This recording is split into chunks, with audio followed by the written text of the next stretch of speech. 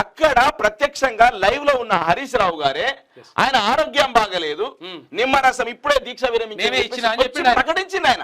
మేము ఆ రోజు పాడగట్టి ఖబర్దార్ కేసీఆర్ ఎట్లా తెలంగాణ ఉద్యమాన్ని వదిలిపెడతావు, మేమున్నాం 369 మంది విద్యార్థులు 69లో చనిపోయారు, వాళ్ళ వారసులుగా మేము కొనసాగిస్తామని చెప్పేసి ఆ రోజు విద్యార్థి తరమంతా కూడా హాస్టళ్లకు తాళాలు వేసేసి ప్లేట్లు పట్టుకొని ప్లేట్ అనే డప్పులు చేసుకొని రోడ్ల మీదకి వచ్చి గంటల తరబడి తెల్లవారులు కూడా ఒక జాతర చేసి వండుకుంటూ తర్వాత రోడ్ల మీదకి వచ్చేసి కేసీఆర్ ఆ రోజు ఆయన దీక్ష విరమించడాన్ని ఓయి విద్యార్థులు జీర్ణించుకోలేకపోయారు.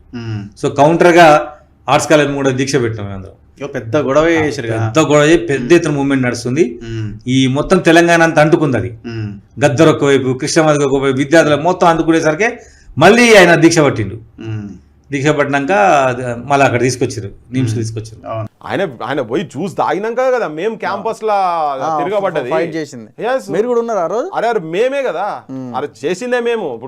ఏదో పాట ఉంటది కదా, నిమ్మరసం కాదురా రక్తం దాగు, చాలా మాట్లాడారు, నా మూత్రం దాగు, నా రక్తం దాగురా అని చెప్పి.